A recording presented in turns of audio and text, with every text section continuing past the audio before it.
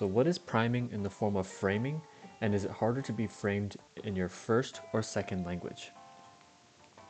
So when I put this color on the screen, is there a brand or company that comes to mind? Did you think of Coca-Cola? What about this one?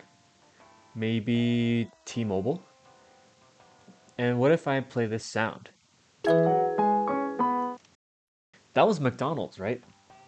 Even just looking at this M, it doesn't literally say McDonald's, but I think everyone in the world knows what it represents. So if you were able to get any of these correct, you have witnessed the marketing departments at these respective companies exploit this psychological concept known as priming.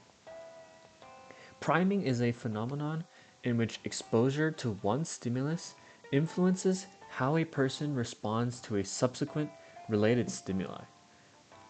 All kinds of priming exist, and the one with colors and sounds is called associative priming.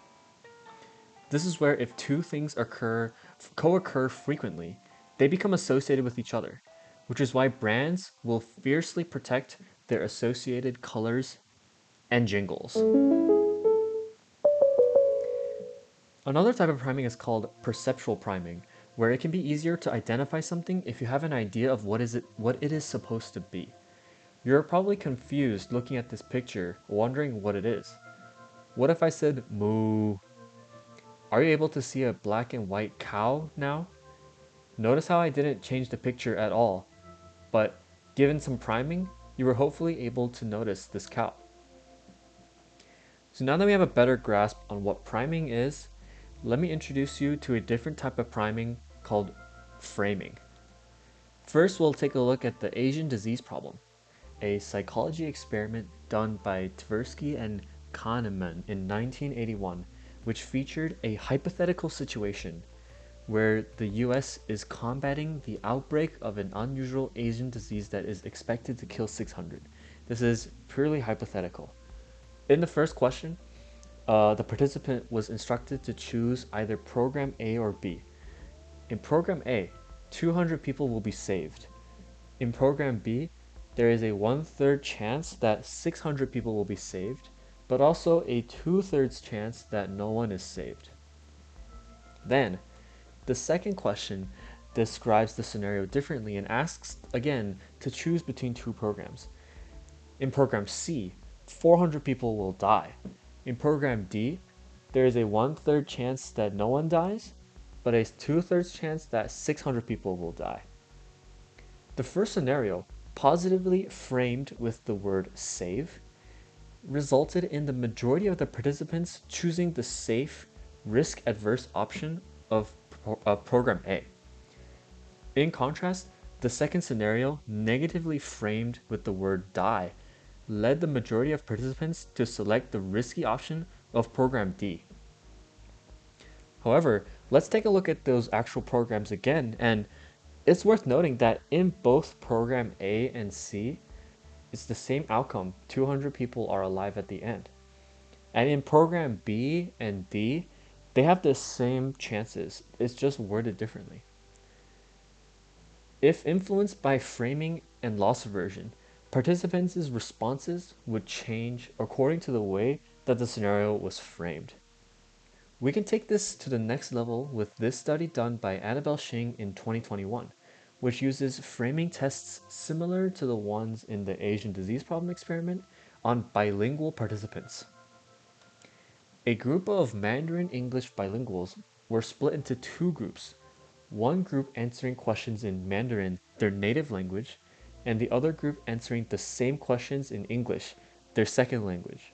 In the first question, the participant has won a hypothetical contest and could choose between a guaranteed $50 prize or have a 50% chance to win $100, but also a 50% chance to win $0. Then, in the second question, they were then told that they had just lost a $50 bet and were in $50 of debt. They could either choose to stay in $50 of debt or take a 50-50 again to either earn 50, which would clear their debt, or lose another $50, which would double their debt. The framing here is that the second question presents a negative situation where the participant has already lost money and would be more incentivized to gain it back, as they have already lost. It was found that participants who answered in their foreign language were less susceptible to the framing effect. The differences in percentages of participants switching their answer from guaranteed money in the first question to gambling in the second reveals the magnitude of the framing effect. Results saw a 33% shift in Mandarin participants, whereas only 19% of English participants switched their responses. The smaller magnitude of response differences observed in the English condition indicates less susceptibility to this bias in the foreign language condition. Singh concluded that the foreign language might lessen participants' emotional reaction to allow for more bias-independent decisions. So why is this the case?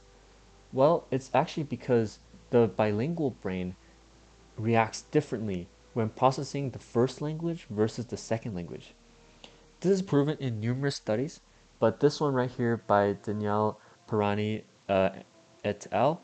Shows an interesting connection.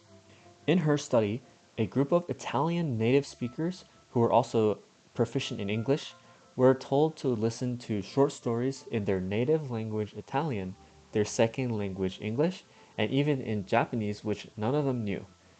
There were also two control trials, one where the Japanese clip was played backwards, and another where it was just silence broken up by quick clips of words to measure attention. This is the attentive silence control trial. And this whole time they're undergoing PET scans, so their brain activity was monitored as they listened to each of the different languages.